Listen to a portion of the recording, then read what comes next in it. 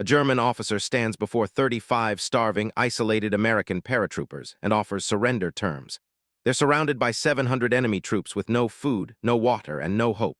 Their leader, a Mohawk-wearing, war-painted sergeant, steps forward and says, "You've got 3 options, and surrender isn't one of them." This is how the soldier the U.S. Army tried to discharge 8 separate times became one of the most feared legends of D-Day. Normandy, June 9, 1944.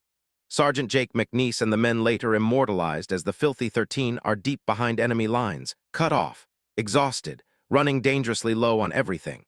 The German commander sees an effortless victory, 700 troops encircling just 35 Americans.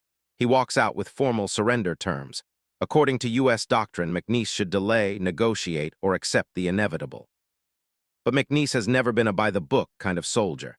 He steps forward, mohawk shaved, face smeared in war paint, looking like he climbed out of a nightmare, and gives the German officer 3 choices. Withdraw now, negotiate under our terms, or attack and die for it. The German officer thinks it's an outrageous bluff, but McNiece is infamous for a reason.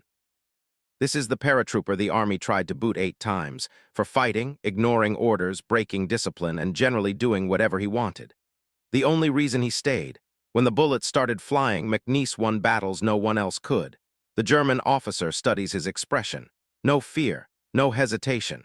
Just a man who has already decided how many enemies he intends to take with him. McNiece positions his 35 men in a way that turns their tiny patch of ground into a lethal funnel. Every approach becomes a kill zone. He's gambling everything on one reality: the Germans won't risk a bloodbath for a position that doesn't matter. And the gamble works. Because it isn't pure bravado, McNiece really will make them pay for every inch.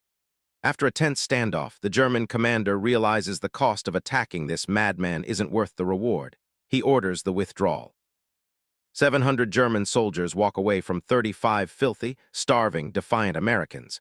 McNiece's refusal to surrender, and the Filthy 13's iconic mohawks and war paint, became one of the most famous images of D-Day.